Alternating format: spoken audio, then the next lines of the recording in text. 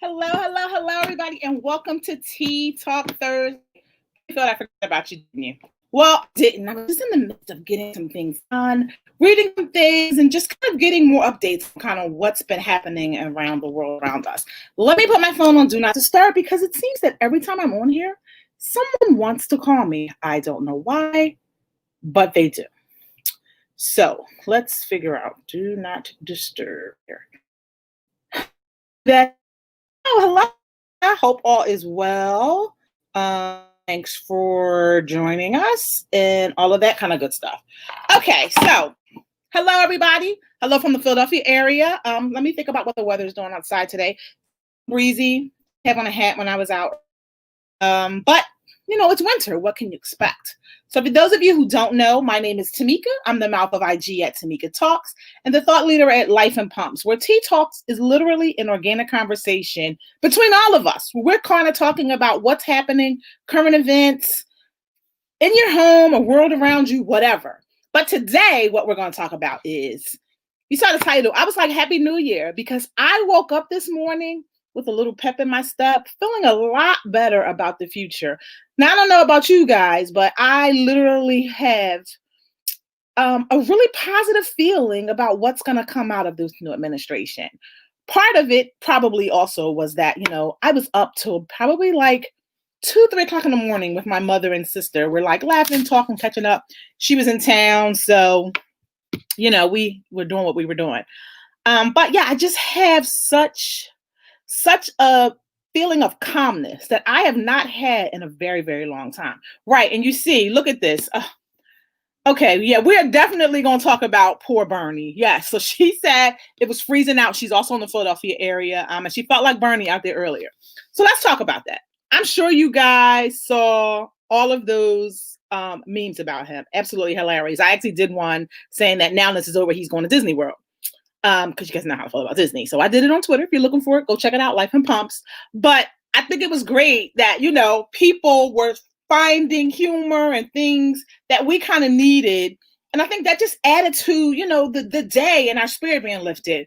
What was so funny to me about Bernie Sanders is right before I was like online chatting with somebody on Twitter and they were like, it looks like it's cold out there.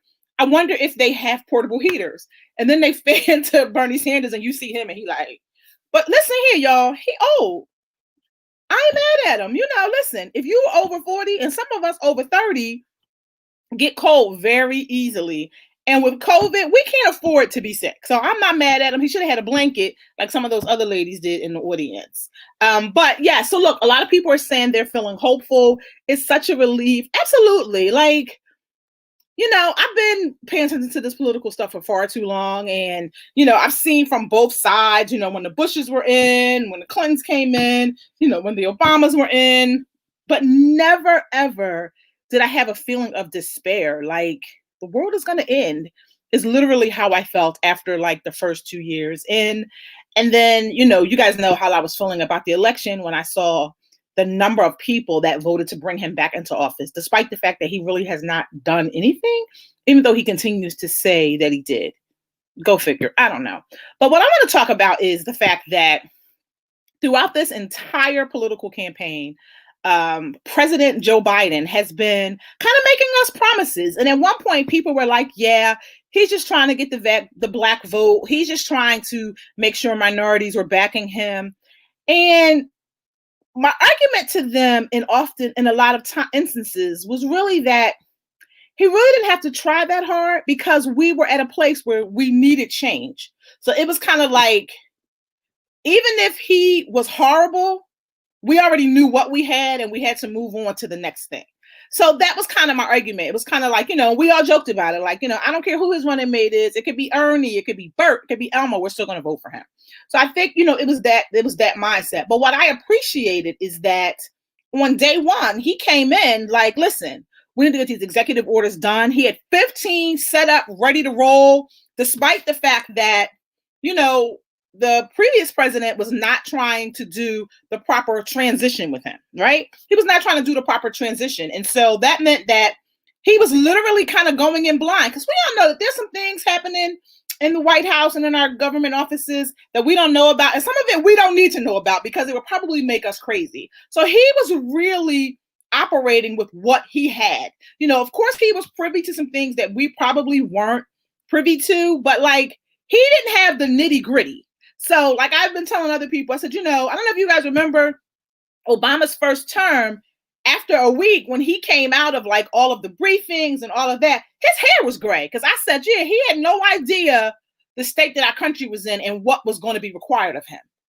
Luckily, President Joe Biden did have an idea because a lot of it people have been, verbal about. We're looking at the number of COVID deaths. So on Tuesday, we actually did a COVID memorial in my area, along coinciding with what was happening at the Lincoln Memorial. We lit luminaries around our township building. We said a poem, we had a moment of silence, and then at 5:30, we rung a bell 10 times because we had 10 bags each to represent 40,000 persons in each bag. Literally, that next morning, I woke up and 6 more people had died. Like, come on. Like, we've been dealing with this for so long that we should not still have people dying at the magnitude and the numbers that we had them dying at. I mean, it makes no sense. And actually, today is the 1-year anniversary of the first death that we had as a result of this. Now, I want you guys to pay attention to the fact that today is January 21st, right? So remember, in late January, they started talking about it, right? And then in February, he was kind of like, oh, it's just the flu. It's nothing. It's nothing. And people were kind of like, yeah, it's not a big deal. And then when March hit, we were full blown in this, like, whoa, wait a minute. Things were being shut down, all of that. And I guess kind of shutdown started happening like the end of February. So if we look at that, so that meant that if someone died in January, we had enough time to really, really make an impact and slow this down. It didn't happen because it was not his priority. So now we have a new president and he's like, listen here, this is insane. So he is trying, do you know how many people he's trying to vaccinate in 100 days? I think it's amazing. And I think that with him having his foot on these people's necks, it's going to get done, because what's been happening is when they open the vaccine vial, they have to get rid of all of it. So let's say, people book appointments because, you got to get a vaccine by appointment. People book appointments and they don't show up. So let's talk about that. They don't show up. That means that they opened that vial to, let's say, vaccinate 10 people, but only 3 people showed up. They can't save it. They have to discard it. So now those are vaccines that people have missed out on because people didn't show up. So I just want you guys to think about that. So with him saying he's going to, make sure that these number of people are vaccinated in 100 days, I think it's great. And I'm hoping and I'm hopeful. I've seen how all the phases are changing. And I feel like in other areas, people have become a lot more serious about it. And, they're trying to get to the vaccine. So that absolutely is great. So let's see. She's saying that Uncle Joe better know that he has to come through. Absolutely. And I really feel like, all that he was saying was not political fluff, because literally, like, one of the executive orders, I'm actually going to read it to you guys. One of the executive orders, he said he is launching a government-wide initiative directing every federal agency to review its state of racial equity and deliver an action plan within 200 days to address any disparities in policies and programs. Guys, I need you guys to understand how huge that is. As a breast cancer advocate, we see and hear almost every other day the lack of equity that is had in the medical community, especially with Black persons. And I'm sure you guys remember that doctor who did a video literally kind of from her deathbed in a hospital. After she complained of COVID symptoms, she did what she was supposed to do, and they turned her away. And when it got to the end point, she's at the hospital, she does this video and she talks about, she doesn't want her death to be in vain, but she needs people to wake up and understand that Black people are dying at an enormous rate, and not just from gunshots, from COVID, and that it doesn't have to be. We've got to make some changes. So I love that. And so that's where he is. He's like, listen, we got to get a handle on this. And he knows that, Black women, y'all know what we did. We carried the vote. I don't even feel like I need to tell y'all again. Y'all know who we are. We magical people. That's what we are. That's the best way for me to put it. But yeah, I mean, we are literally in the midst of a pandemic, and changes just have to happen. And we see them happening. Yes, someone mentioned that he's requiring mask and social distancing on all federal properties. Bravo, bravo. And let me tell you why that is so impactful. Because I'm not sure if you guys were watching any of like the political commentary, the political reports, but several news stations pulled their reporters out of the White House. They told them they can report on the perimeter of the White House. If they are on the grounds of the White House, they have to have on masks. They had all these guidelines because you would be walking through the White House and none of these things were required. So a lot of the reporters didn't feel safe. So the networks are like, wait, we can't have you getting COVID because you're working. We got to be smart about this. And that's what happened. So if you notice, a lot of and I mean the big reporters, I don't mean just like, the little old Indio people. I mean the big persons that usually are inside the White House, inside the briefing rooms. Nope, they all did what they needed to do. Half of them didn't go in. They had, their sources who gave them information, but most of them reported from outside the gates of the White House. And that was because no one was following any guidelines. So bravo to President Biden for putting that into effect, because, it's not just about the officials that are there and the reporters. What about the people that work there day in and day out? You understand how they have literally risked their lives this year just to do what needed to be done. So we got to think about that and really kind of give them some kudos. And I'm sure that they were probably so happy that this order was signed and relieved that now there's going to be some leadership back up in the White House. All right, let's see what else do we have. Yes, Alonda's talking about signing the executive orders. Yeah, 15 already, and apparently he has 10 more he's going to sign today. Yes, after a full day of activity at 78, impressive. So I said, he probably went home and took a good nap. I said he was probably operating on adrenaline, which is fine. But yeah, like he like, listen, I don't care if I'm 78. I'm getting ready to do what I need to do. And that was a big thing for people his age and all of that. Let's see. She's saying that Uncle Joe said, wear those masks and is rolling out these vaccinations. He's envious of his husband that he has her. Oh, your husband has had his first round already. Absolutely. Don't be envious. Yours is coming. Get on the list. What I did notice today and in the past few days is that a lot of departments of health from various townships have been flooding emails, Facebook pages, and things of that nature, letting you know where to sign up. So I'm sure yours is coming because he's like, listen, let's get it done. Let's get it done. And what I also love about the phases as they're rolling out is, when it was like essential workers, other time people say essential workers, they just think of nurses and doctors. They invited the supermarket employees to get it, check out persons, things of that nature. So I think it's great. And like I said, I'm hopeful, the number that he's talking about getting done in the first 100 days, will it happen? Is it ambitious? I'm always like, shoot for the stars. And if you land in the clouds, you're good. All right, let's talk about one of the other executive orders that he passed. So he reversed Trump's travel ban for travel from predominantly Muslim countries. That was all about hate.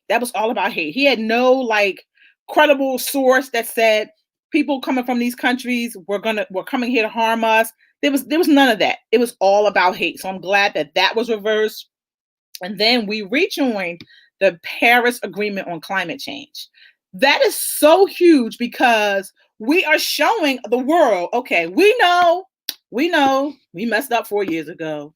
We wasn't doing what we needed to be doing. We was all about practicing division. Now we're all about unity. So we're showing the world, listen, we are ready to resume and do what we needed to do. We had a little break. Yes, we had a little break, but now we're back. Let's get it done. So that is a huge, and then we're also rejoining the WHO, World Health Organization. So hopefully you guys know about that. And I feel like as a result of COVID, more people know about it probably now than ever, because that is an organization where it's collecting all the data from around the world of what is happening in, health organizations, in any of that instances. And that is literally where a lot of the initial COVID information came out. And I think part of the reason why we were removed and pulled back from it was because these people in these organizations were kind of like, but we told you this in December. We told you this was coming. Like, we saw this happening. What's the deal? And I think, nobody wants to be here told I told you so. So I think the intent was to punish them, but it kind of ended up punishing us because information that we needed to get, they were like, we ain't telling y'all that. Y'all ain't getting it. Figure it out on your own. So that's absolutely a great thing. And it helps us with funding countries that are working on climate change. If you guys have not been paying attention to climate change, especially for you people who tell me that, you are Bernie Sanders, tree hugger lover and all of that, Bernie is very big on climate change, because if we don't start paying attention, there's not really going to be much here for us to enjoy and leave for our children, sorry, I don't know what this is. I just landed on my hand here. So if we don't start really paying attention to what is happening in the world, there really won't be a world left for us to leave for our children or any generation. And this agreement is basically where everyone is kind of paying attention. We're doing some things that need to be done. Let me see what else. Like I said, I already said we rejoin who. Of course, you guys have heard that there's been an immediate termination of building this wall. So I'm not sure if you guys have seen the footage of this wall that was allegedly being built. It does not span as long really as it should span for people to not come in. And I'm not really sure how you would even do that. So what it reminds me of are the barricade walls that they have on some highways where you can't see into the woods. So it's kind of like they put 2 posts down and then it's like a slab in the middle of it, so that you really can't climb it and you really can't kind of like knock it down. So that's kind of what I saw and what was happening. I'm glad that they are stopping that. And for real, they can just tear that down and throw that in the trash for all I care. Let me see. We have another comment. She said, did he eat? So do you know that I said that? I said, I really hope that he got a really good meal. And what I think they should do, which would be really great just for people in general, is if they talked about like, what is his daily routine? Like, he wakes up, does he exercise? Does he pray? Does he meditate? Does he kiss his wife? Like, I think it would be really great to see like what his daily routine is. What is he eating? What are her power foods?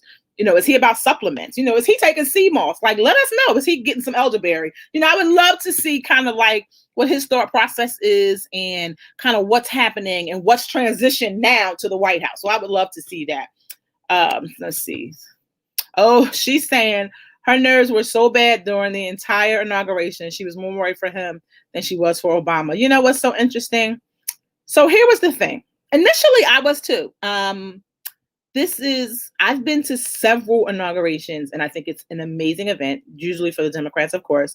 I think it's an amazing event, and I tell people all the time, if you can go. Just be in the midst with all that energy. Yes, it's cold, make no mistake, because we were freezing. It was like, I feel like it was like 2 degrees outside when we went to Obama's inauguration. But I always tell people, if you can be in the mix, just the energy from it and all of that is amazing. Absolutely amazing. Just, the feeling, the euphoric feeling, and I felt like this one, especially, people would have really had such an amazing feeling, because it was like, this is the hope and the change that we need. So I was really nervous. I was like, oh my God, then they were getting rid of some of the people from the National Guard, as they had ties to other groups and things they had been posting, scrubbing social media and all of that. So I was nervous. And then I said, nothing's going to happen to Joe Biden. Nothing. Let me tell y'all why. And it's so bad that this is what came to my mind. Nothing's going to happen to him, because that would make Kamala Harris the president. Y'all know the world is not ready for a Black woman president. Y'all know the world is not ready. Now, be clear, my daughter is planning to run. Right now, she's in 9th grade. So we got time to get this world ready. And I heard that Amanda Groman is saying she's also going to run in 2036. So we got time to get this world ready for these amazing women who are planning to come through. But right now in 2021, the world is not ready for Kamala Harris. I'm telling you, they're not. And so I believe that Joe is the safest person on this earth. I told somebody, I said, they probably are going to have him sleep in a hyperbaric chamber. They are not going to let him get sick. He's not going to catch any colds, none of that. They are going to make certain that he lives. So we don't worry about him. Now, we do need to worry about our VP, because it, could go south. And then when I looked at the people that were there as I watched, I said, some of these people, they don't want to protect. Because look at how people were, mixed in, like Ted Cruz. I don't even know why he showed up. He should have stayed home. And if you're in his state, please vote him out. He needs to go. But there were some other people who I felt like they wouldn't want to harm. And that was part of the reason why they went virtual, because they knew that if people would have been there watching, those might have been the ones who were harmed. So we got to look at it that way. So I feel like he's good.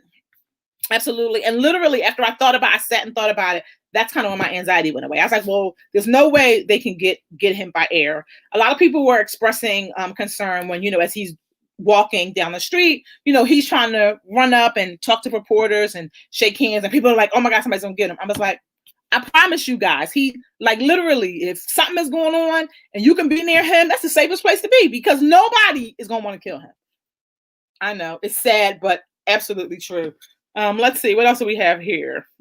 Sharon wants to know where she can get her shot. She is in the Maryland area. So Sharon, there are actually a few sites. I actually feel like you're in Virginia. So I actually feel like Maryland is progressing a lot more than is progressing a lot more than a lot of states. So if I were you, I would check the Maryland Department of Health and see where all that's going on, just to help. And check your Department of Health for Virginia. So now when I went to my previous oncology appointment, she explained to me, one, that I could kind of be on that 1A, 1B because of cancer. So check in, register. So here what we do is we go on the list, we register, you tell them whatever ailment you have, and then they'll send you a thing letting you know what's kind of going on. So definitely look into that, because I'm telling you, I feel like going that way, they're progressing a lot more than we are here. Let's see. She said they had a talk on Kamala using her Peloton due to security. Wow. Okay. Absolutely. Right. Like, I see it, and I feel like it's a stress relief, for them. So that's why I said I would love to know what their daily routines are. Yes, if you have a cancer history, you should absolutely register. Yes, absolutely put it on there, because the reality is that chemo damages your immune system, and there's really no way for you to rebuild it 100%, because those cells never really regenerate the way they should. You can boost it so that it's high, but chances are it'll never be 100%. And so, we talked about that. So you should definitely get on the list, write cancer, and not for nothing, they don't ask for proof. So handle it. All right, let's see. So you guys know that the permit has been canceled for the Keystone XL pipeline to move oil from Canada to the Gulf of Mexico. You guys heard about that. So that's one of the orders. Let me see. He signed an order to extend the pause on student loan payments. So talk to me, guys. How are you guys feeling about this? Everybody's thing is they want him to cancel student loan debt. And so much so that people were trying to back him into a corner to get him to agree to it, so that he felt like he had to. Do I feel like we need a change or something to the program as it is? Absolutely. Student loan debt is ridiculous. It is growing. The interest rates are growing. And when you look at the amounts that some people pay based on the jobs they have, they'll never be able to pay it. And so therefore, they can't fund the economy the way it kind of needs to be. And that's been the argument. Like, if you waive these loans, because at this point, like if you got a loan that's over 10 years old or 20 years old and you've barely paid on it, at this point, they're not getting their money. I mean, they're just really not. Like, I don't even know how else to put it. They're really just not going to get their money. And unfortunately, it does have a negative impact on you in terms of buying a home and all of that. But, some people are like, I just got to live with it, because it's either me living with it or struggling, trying to make ends meet. And so some people were like, well, it shouldn't matter. I had student loans and I paid them. And I said to someone, I said, you know what? I said, that is great. I said, but why don't you pull another person up and talk to them about what you did, or even recognize the struggle that you probably had to go through and how hard it is for them now. There was one person I spoke to, and, he told me, he said, I live with my parents. I work 2 jobs so that I could get this done, so that I could have this off of me. And I said, that is great. I said, but a lot of people don't have that luxury. A lot of people can't go home after college, and there's some people who didn't even get to finish college. So there's so many rules around it and so many thought patterns. And I said, one thing that I hope he can absolutely bring back is that if you file bankruptcy, let people put their student loans in their bankruptcy. Like, why do you care? Like, let them put it in there. And we do know that was something that I want to say George Bush Sr. signed so that you couldn't do that. But put it back in there, because at one point you could put it back in there. That will help people get on a path, home ownership, things that we need done in our economy to fuel it. I'm saying, come on. Right, exactly. So Alonda is saying you cannot move ahead with these student loans because of the interest. Absolutely. Like, somebody I was talking to, I was on this kind of like listening to this podcast type thing, and then they had a kind of like a community chat, and we were all talking, just talking about the effects of it. And she was like, how it's depressing to her, how she's ashamed, how like, she has a job, but she doesn't want to apply for another job because she doesn't want them to know the status of her student loans, because now your jobs are looking into a lot more things. So it's very, very stressful. Look at this. She is saying she hates student loans, and she guarantees the economy will boom if they wipe them out. She remembers people said it was good debt, all lies that are taken into consideration with everything. Absolutely. Like, that always amazes me that people will be like, oh, this is good debt. It's not good debt if I can't pay it. It's just not. It's just not. And, something that I talk to my kids about a lot. And I'm like, we have to do what we need to do because I can't afford for you guys to have student loans. Like, it is like a foot on your neck that you can never move. It's just not a good feeling. It's not a good feeling. Mia, hello. Thanks for joining us. So we've been going through some of the executive orders that have been signed. This is one that I like that he's supposed to sign, I believe, either this week or next week. The Buy American Pledge. And basically, this is to advance equity and support communities of color and other underserved communities and implement, get this, guys, criminal justice changes. From this summer, you guys know that is all everybody wanted.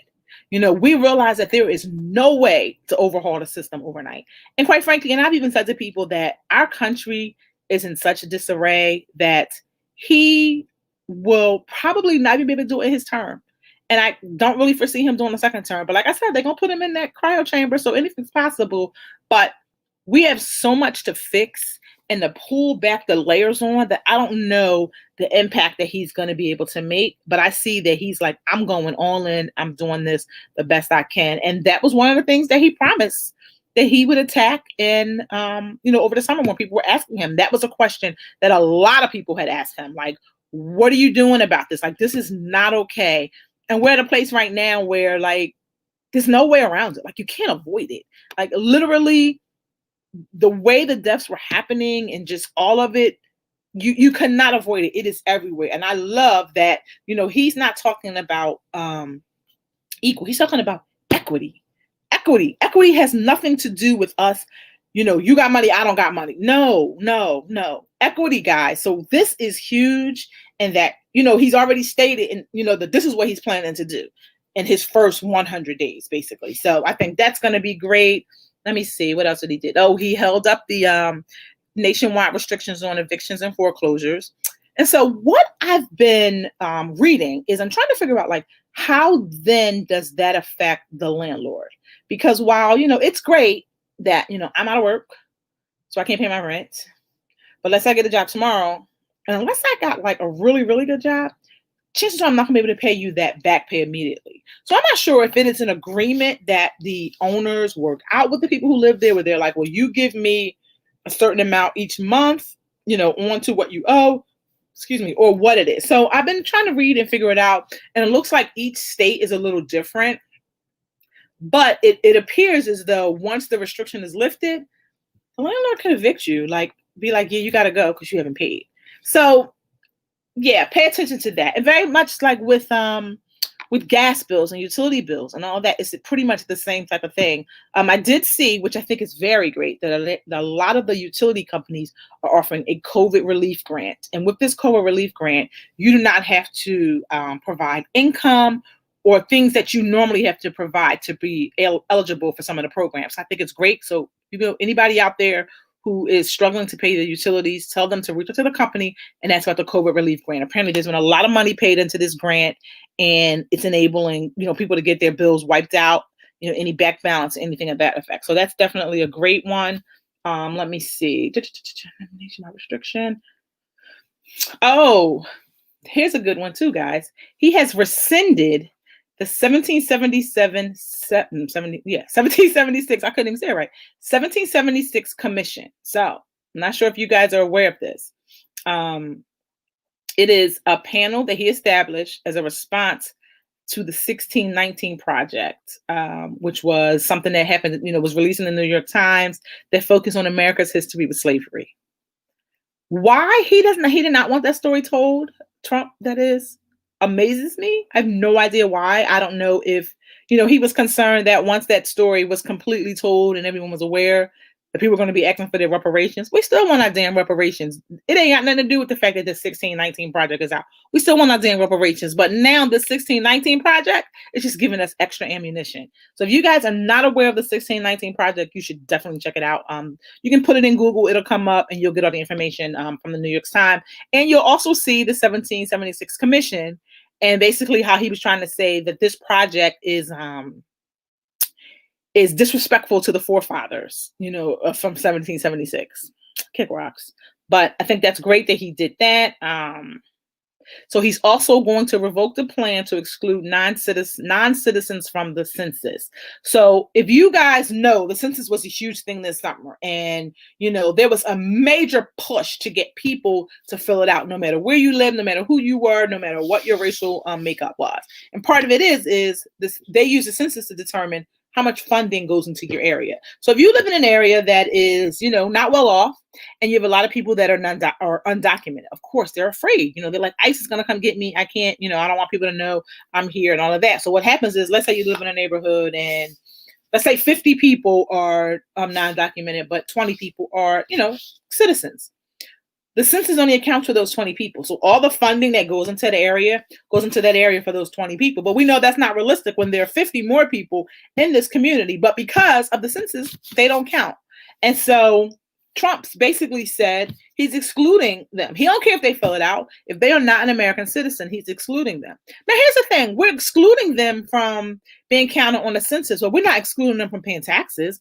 Like we expect them to provide and be a great citizen in our country and do what people do, but we want to exclude them for things where it counts, because that counts, i.e. census counts. But yes, I think it's great. He is basically pulling that back. He's like, no, we're not doing that. Let's see. He is prohibiting, so he created a COVID-19 response coordinator. Now, if you guys remember, we had a response coordinator previously under Biden's administration, right? But he got rid of it. Hence the reason that COVID got out of hand. So President Joe Biden is like, no, we're going to have someone designated for COVID-19 because we've got to figure out what to do to get ahead of this. We got to get ahead of this. We can't no longer be reactive. We have to be proactive and get ahead of this. We've already seen the variants coming down. So that's going to be the only way we can get ahead of this. So that's what the coordinator is going to do.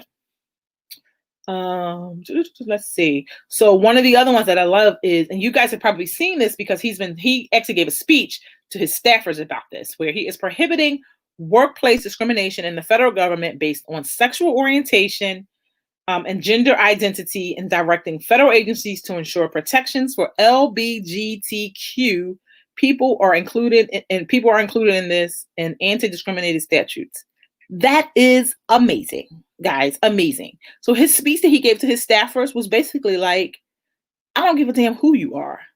If you have been bullying, discriminating against someone, you are gone. Be gone. Are you kidding me? That is what a leader does. You stand up for the people who can't stand up for themselves. And that's what he's saying. Like, he stood there in the little meeting and he told them, not having it. And that's what you want. Yes, DACA is protected. Yes, that is one of the things that is also being signed into effect. So I just feel like, with all of that, we got to be hopeful. And, and this is just, I didn't even think I told you guys 15 items. I don't even remember the amount I told you, but he was like, he's not having it. Right. Exactly, Mia. He is not having it. He's like, nope. She said his speech to his staff was off the chain. He wasn't even playing. He was not playing. I appreciate it so much. All right. And so let's talk about some of my favorite moments that we saw yesterday. The speech he gave where he talked about his son, and, that's when he started to cry. He got choked up and, he laughed and joked about, Dr. Jill. He told Dr. Jill, or Dr. Jill told him not to be on here crying. I love that. I absolutely love the relationship that he has with his kids. It's amazing to see. It is a relationship of admiration. Like he admires them, they admire him. It is appropriate. It is an appropriate relationship between a parent and a child. Never once have you seen them and been like, that's a little strange. No. And I believe that if Hunter Biden would still be alive today, he would be running. He probably would have run for president. And so I think that him realizing all that, he was really choked up and emotional. And I think that at that point, it got me choked up because I am big on my family. And that doesn't necessarily mean people that are just my bloodline. Like if we rock together and I consider you like a family, you it. Like you it. And for me to see that now we have a president who believes in the bonds of family, it's amazing. Like I'm telling you, like love can win when we let it. And basically that's what he's going to show us. Yes, and she's talking about his grandkids. They love him. Absolutely. Which is the true trust of a man. Like if you are a grandparent and your grandchildren don't love you, I side eye you all the time because grandparents like spoiled kids. They just, they're the best ever. I miss mine all the time. And I'm so grateful that my children had amazing grandparents. But let's talk about, before we move on, we definitely have to shout out the inaugural poet, Amanda Gorman, for The Hill We Climb. She did that, guys. It was amazing. I loved hearing it. And it was so funny to see the correlation where they showed the picture from Maya Angelou when she did it at Obama's to her doing it now. It was kind of like, she did it there, so I could do it here. It was beautiful. I'm so excited about basically where this is really going to take her in her career and kind of what she wants to do. So keep her name in your mouth or in your ears because I promise you this is not going to be the last you hear of her. All right, so I'm going to talk about what they wore because you guys know I'm all about the fashion. You guys know I'm all about the fashion. Now, I'm all about the fashion and I'm all about the shoes. So if you guys see, I'm wearing my shirt that says Chucks and Pearls. I put my pearls on. Here's the thing with Chucks. They hurt your feet. Especially those flat ones that the vice president was wearing. And I kept telling people, I'm going to do it for the cause. I'm all about supporting the cause. I'm going to do it. I got some Chucks. I got my sorority colored Chucks and some other Chucks, that we wear. But these not everyday shoes. These not shoes that I can walk around for a long period of time. I can't do it. I can't do it. But I'm going to do it for today. But what I'm going to need her to do next week is I'm going to need her to get a better pair of shoes. A pair of shoes that can give her some support. Now, Converse Chucks does sell like the platform ones, which have really good support. And they have another one where that bottom sole, even if it's not a platform, is more cushiony. It's a wider shoe. I need her to get with something like that. So I feel like I need to like write her a note and tell her, here's some shoe brands for you to try. I may actually do that. But let's talk about it. So I see y'all already telling me who won. I know. And here's what's so funny about who won. She ain't come to play, y'all. She did not come to play. She was like, make no mistake about it. Y'all saw me the last time here and I was not feeling this shit. That's why my hair wasn't really done. I look cute because that's who I am. I'm always going to represent and be cute. But I wasn't going to take it. Like, I wasn't going to bring it. I was not going to bring it. But this right here, because Uncle Joe is my boy, and I'm happy that not only are we electing, not only are the Democrats in charge, we got a black VP. So I'm getting ready to bring it for all y'all. And she bought the shit. Like, she walked in, I was like, it's over. Bye, y'all. It's over. I was like, do y'all see my forever first lady? She is about her business and she means it. When I tell you the weave, the edges, all of that was like, listen, the monochromatic suit, listen. So she wore a wide plum trouser, the gold buckle. When I tell you the monochromatic of the way that thing blended in with that turtleneck and that great coat that she had on, and you guys know I don't really like coats, right? But I wear those and I call them shackets because it's like a shirt jacket, or you can get a longer one. And I like those because they're not heavy. They're great for layering. She just took that thing to a whole new level. When I tell y'all guys, she took that thing to a whole new level. Love that it was by Sergio Hudson. Sergio Hudson, if you guys don't know who he is, go on Instagram and look at some of the images, some of the designs that he's put together. Love them. All right, Dr. Jill Biden. Now, let's be clear. I thought she looked cute. I love the coordinated mask. I'm all about a long glove. I realized that, which is so crazy that I love long gloves. Do have a pair that I wear, but I don't really like to wear coats, so it kind of but I love the look, all of it, all of it. So her outfit was created by Markarian, who is a brand that's only basically 3 years old. It's a young designer. He's based in the New York garment district. And he's up and coming, and so I promise you that will not be the last we see of him, because the coordination of that, the blend of the colors, the way she kind of put it together, man, listen. And then so we know that the president wore Ralph Lauren, which is cool because it's an American brand. Now, it's an American brand, but y'all know we had some troubles with Ralph Lauren, right? Because he wasn't doing what he needed to be doing. He was stealing some images, and he was putting some stuff on there that people didn't like. Yes, he has made some changes. So maybe, that was a sign to be like, look here, I see you. I'm gonna wear you, but I see you. Don't mess up. We're going to go with it at that. Kamala. Let's talk first, guys. Okay. I don't think she fly by no means. I really don't. It's just not who she is. And I get it. It's not who she is. She is not there to style. She there to do business. But that camel coat, yes, indeed, that camel coat was bringing some business. So the camel coat was by Pierre Moss, a young designer. Was he young? I don't know if he's that young. But he did he organized PPE distribution. When COVID went in, he started making masks and all of that and making sure it was getting into the smaller communities where it was needed, to essential workers. And I believe he organized with people, other designers, to kind of help. And they did some things. I want to say they started selling them as well, just to kind of help small businesses kind of get funding and get money. So that camel coat, I would have rocked it. I don't know how heavy it was, because you guys know I don't like a coat, but I would wear that. Like, that's something that I would totally want to have. Now, we're going to talk about this other outfit that she had on. Now, if you follow me on Facebook, I kept telling everybody it was royal blue. Everybody wanted to keep back and tell me that it was purple. Granted, yes, the angles on most TVs made it look blue. And even the news people were like, hey, I wasn't sure. Was it blue? Was it purple? So people were tweeting around, hey, what color is your outfit? What color is your outfit? Here's the thing. Everything in my eyes is blue, guys. That's just who I am. I'm a Zeta. We don't, what color is this? Blue. What color is that? Blue. Like, yeah, that's what we do. What color is that? Blue. That's what we do. So run with it. So I didn't need people to keep telling me, no, her outfit was purple. For all intents and purposes, the outfit was purple. Did y'all hear me? So what I love is that ideally it was supposed to be a blend of colors to create the unity for the red and the blue. So I thought that was cute. So I'm going to own that and tell y'all that that's what it was. It was still blue, but it was a unity of colors between red and blue. Love it, love it, love it. And so that was designed by Christopher Rogers. Let me see. Where is Christopher Rogers? I think Christopher Rogers might also be based in New York. And he's young. I want him to be young. I want all of the clothing that they wore to be by young designers who are really up and coming and, really kind of making their mark. And that was the intent behind the way they wore these clothes and, the change out or whatever.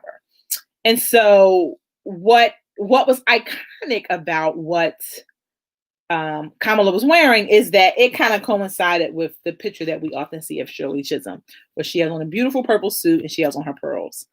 So hence the chucks and pearls. So the chuck and pearls, so some of the people have it all mixed up behind kind of why it's a movement, why people are doing it. And I realized that a lot of people just didn't know. Someone actually asked me about it the other day. And I said, well, part of it is she wears, you guys have seen it. She wears chucks, like, on several things. Whenever she's doing stuff, she wears chucks. And what I am led to believe is that it's not that she goes out and buys chucks. Like, I feel like these are chucks that she's had. Like, that's how I am. Like, I have probably like 4 or 5 pair that I have that I could continue to wear because I don't wear them all the time. And so when you look at her and kind of how you see her wear them, that's what I got, that it was kind of like a throw-on shoe, because you got to think athleisure wear is very popular. And now people wear fashion sneaks, and chucks are really a fashion sneak. You can pick up colors, whatever. So that's really how that came about. She always would be, you would see her at several places and things doing whatever with her chucks on, the scene where she's dancing with the kids, she's coming down airplanes, all of that. So we get the chuck piece. And so what happened is ultimately most people did the color of their chuck to match whatever color their chuck was. I had a few colors and I was like, oh, I'll do blue. Why not? The pearls piece is a little different. And here's why. Part of it is that, she talked about that for every monumental moment in her life that she can recall. And I feel like it was kind of as a young adult, she has worn pearls. And I feel like, our mothers instills in us, kind of, you just wear pearls. Like I remember when I was getting married, my flower girls, they had pearls. So I feel like it is a tradition thing kind of that we do. And I don't know that it is a white or black thing. I just think it's kind of something that we do. Pearls kind of symbolize, kind of like classism. It's not classism, classy. It kind of gives you that appeal, like it dresses up your outfit. Like, I've been seen wearing pearls, a white t-shirt, and a blazer. Love that look because it looks classy.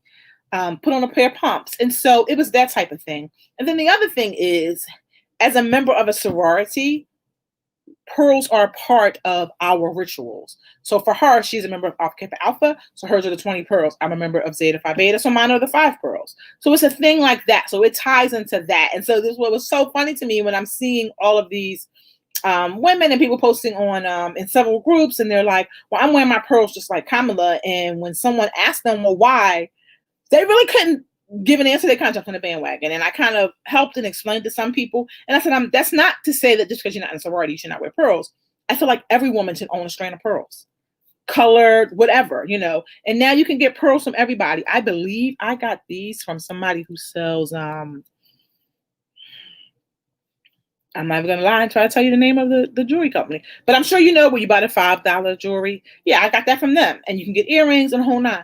So you don't have to get expensive pearls. I do have an expensive pair. But I do feel like every woman at some point in their life should have a real pair of pearls. And so for me, that's what that kind of signified. Like, we're breaking history. We got this Black woman coming in the office. Now here's what we need to do. Like, let's look the part.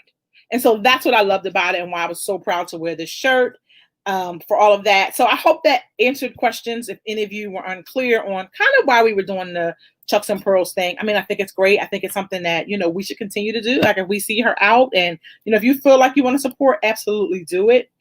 But like I said, I'm excited about what's to come. I'll keep updating you guys as I'm gathering more information about what's happening. Starting, let me see, do we have another? We have another one before February hits. But we're going to start bringing our guests on. So we're going to do guests twice a month, various topics. February is Heart Month. So we are definitely going to be talking about what we need to do to get our heart ready and healthy. So stay tuned for that. But guys, that is all I have. I want to thank you so much for watching, commenting, being a part of the conversation. Continue to be hopeful because, change is coming. We see it. It's happening. 100 days. Want to remind you, of course, as I always do, the importance of wearing your mask, social distancing, and washing your hands. But I appreciate you guys, and I will see you guys next week. Thanks.